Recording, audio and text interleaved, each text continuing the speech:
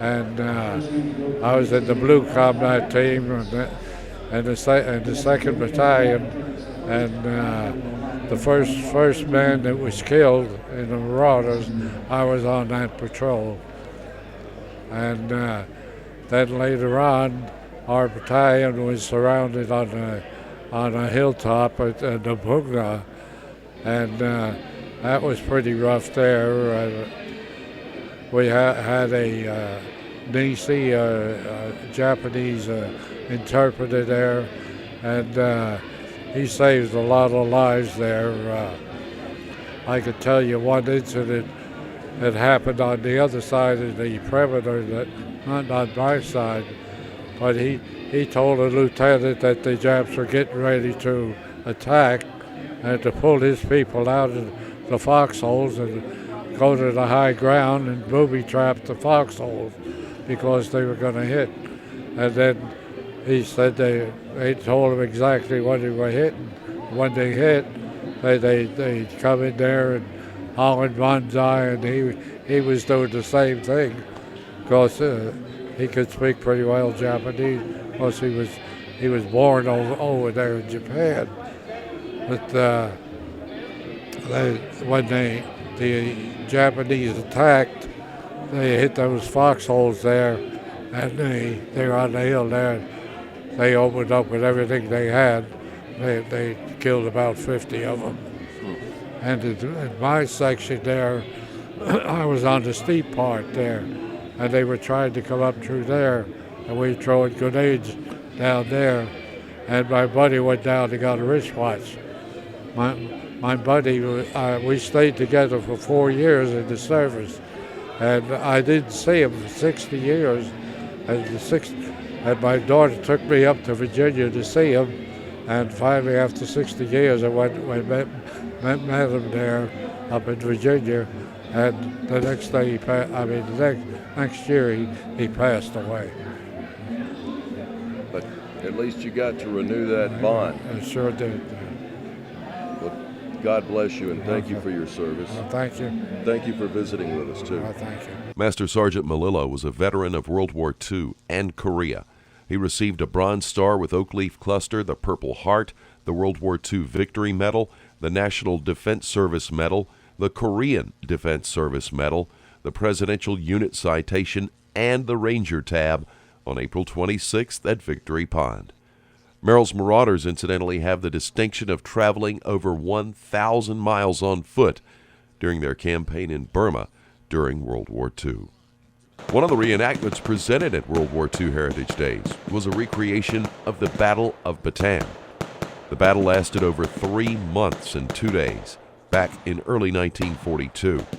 Japanese forces were able to capture the Philippines, and it marked the largest surrender in U.S. and Filipino military history. The survivors of the combat, some 60,000 Filipino and 15,000 U.S. POWs, would later be forced on the infamous Bataan Death March. This 80-mile forced march was riddled with atrocities by the Japanese captors.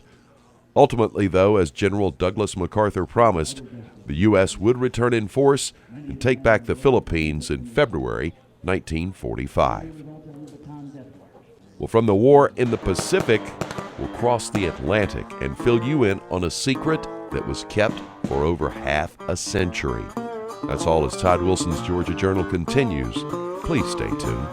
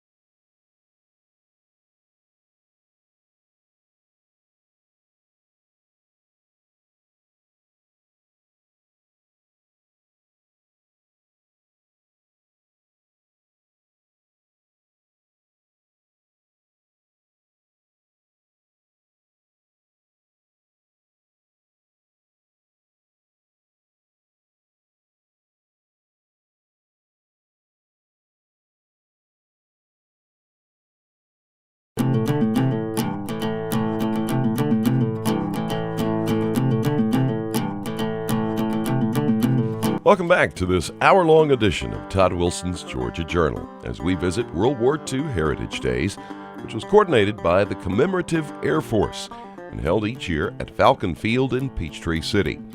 As we joined in honoring the service of all the veterans and the heroes that never came home, I had the chance to get to meet Helen Denton. Helen was awarded her service pin that day, but for 50 years she kept a secret. Helen joined the Women's Auxiliary Corps, or WACS, and would become a part of General Eisenhower's staff. Let's let Helen tell her fascinating story. It was a time when even the small school children were involved in selling stamps. So it wasn't hard to join. Out of my family, there was 9 children, 5 of us served during World War II, and we all came home. Now, I understand you, at one point, were Eisenhower's secretary? No, I was on his staff. I was one of 30 girls who were picked to go over there. We were trained by the FBI to do top secret work. There were 15 secretaries and 15 telephone operators. We were sequestered in a hotel. We didn't mingle with anybody else. We didn't know anything about each other because the less we knew, the better off we were if we were picked up by the Germans. So I didn't tell anybody for 50 years that I was on his staff and that I typed the battle plans for the invasion. But now I can because it's available in the Library of Congress, and I can write a book about it. Well, talk about your book a little bit, because I'm going to get a copy too. Good. It was a challenge. I speak to a lot of schools, a lot of organizations, and when I get through, they always say, why don't you write a book about that experience? Because it's such a different from other people's stories. And so a publisher, Babcock Publishing, heard me speak a couple times, and when he asked me about it, I told him, I don't know how to write a book. I'm 90 years old. How would I write a book? He said, I will write it and I will publish it. And he said, I'll be glad to help you with it.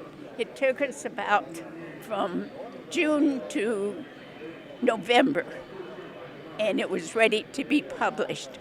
But I'm giving my share of the book to the USO in Atlanta, and we've already given them one check of $2,000 that I have made profit on the book. I don't need to make a profit, and at my age, it'll probably be selling long after I'm gone. So at least I know somebody will be getting some good out of it. But it is a challenge. It's a way of telling a story that I couldn't tell anyway. And 2, it starts out with family history. And I've been telling things in the book that my great nieces and nephews never knew anything about, because I'm the last of my 9 children. So to go back and tell family history is a way of getting it to my family. And they're very appreciative to know things that they never would have known otherwise. Well, we appreciate your service. God bless you. Thank you. Thank you. You mentioned the D-Day orders. Yes. You typed those up. Yes. It was, these 5 men came in, 1 British, 1 Australian, 1 Canadian, and 2 Americans. And they would come in and dictate. Now, these plans include the tremendous amount of supplies that had to be ordered. They all weren't made from United States. They came from all the different countries, and that's why we had them from England and Canada and the other countries. It was millions of tons of equipment that was stored on the beach of England. And the thing that it was so amazing was how those ships came in on D-Day, built a landing and got those trucks and fuel. Imagine the fuel that had to be stored, and we had to tell them where it had to be so they would know where to pick it up. It was a tremendous thing, and to have typed it and then on D-Day go through what those men were going through, it really was mind-boggling. Was President Eisenhower an easy man to work for? Or General Eisenhower, I should say. Let me tell you, when I finished the typing, the 5 men came in and said we were ready to turn it into General. Asked if I wanted to go upstairs with him. And so I went to his office. That was the first time I saw him face to face and personally. I saw him lots of times, but a corporal don't go up and say, "Hi, General." So we walked in his office and I handed him the original copy, and he said, "Do you know what you've typed?" And I said, "Yes, sir. These are your battle plans for the invasion." And then he said, "Do you know that you have a brother over here? Now here's a general who has thousands of men. He knew who I was, that I hadn't seen my brother in 3 years. He said, here's a pass. You're going to go down and visit with your brother this weekend. He's with General Patton's 3rd Armored Division in Salisbury, England." He handed me the pass, and I went and packed up my bag, took a train down to Salisbury, and spent the weekend with Jerry. And that's my only contact with him. But, he's a busy man. Your orders, my Uncle Jim was in the 2nd wave at Omaha Beach and survived. Fought at the Bulge too and survived. I had other uncles but they were in North Africa and Italy. So. But you can imagine what it felt like sitting there in the office, knowing that the Battle of the Bulge was going on. We knew everything that was happening, and there wasn't anything any of us could do about it. But now I can talk about it, but I never talked about it before. I met my husband over there on Utah Beach, and he didn't know. He knew I worked for the general on his staff, but he never knew when I died. It was just, we never talked about it. Well, it's important to share those stories now. Yes, it is. A pleasure. Thank you. Thank you. Helen would go on to work for Delta Airlines and, after retiring, volunteered her time to various organizations. And she's still doing her part to help out our armed forces. Part of the proceeds from her book goes to help the USO. An amazing story from another member of America's greatest generation. The event was filled with patriotic and music from the period. It helped to set the stage for the reenactors that had pitched camp in several areas. While some were clad in the uniform of the Allied or Axis servicemen, others were there as a part of a Bob Hope roadshow.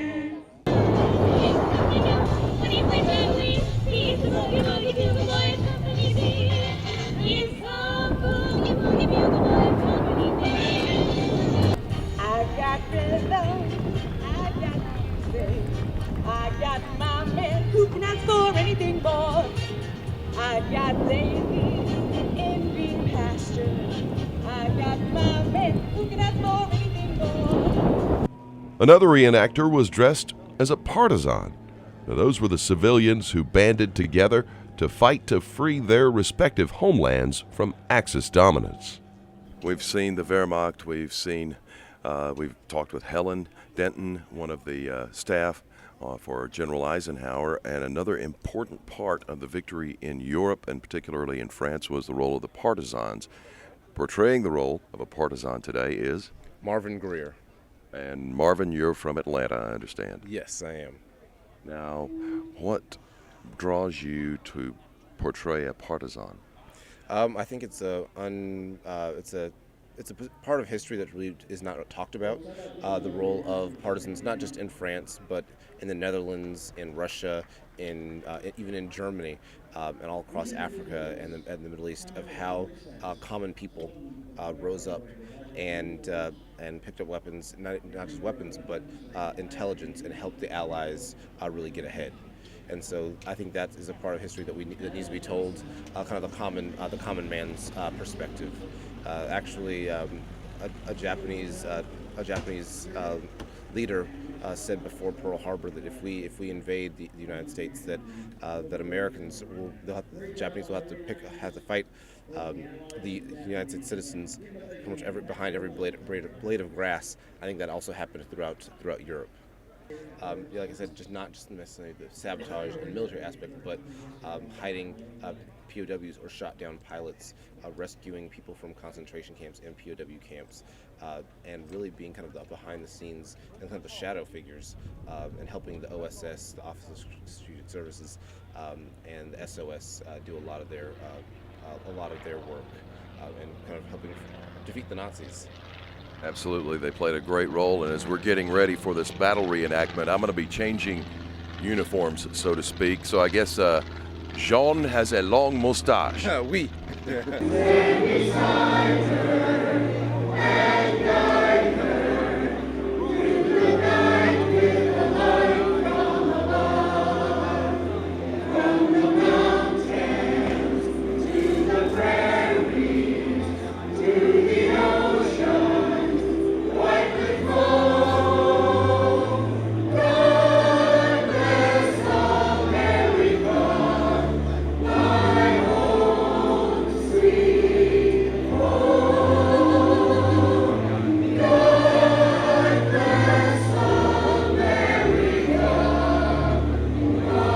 Just some of the patriotic music that was offered up during the celebration. As we head to break, we'll return, though, and look at a typical day in the life of an American soldier in the European theater of operations, as Todd Wilson's Georgia Journal continues.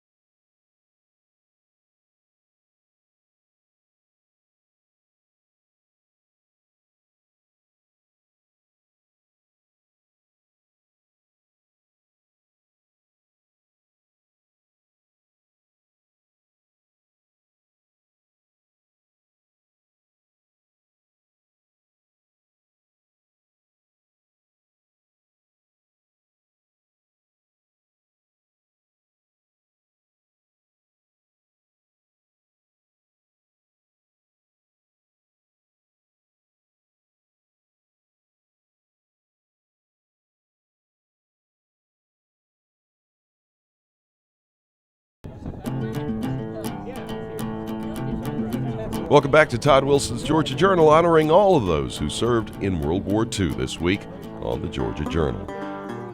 Another reenactment that Saturday was a part of this year's event. Reenactors who painstakingly and accurately portray the young men and women of the Allied and Axis forces made history come to life.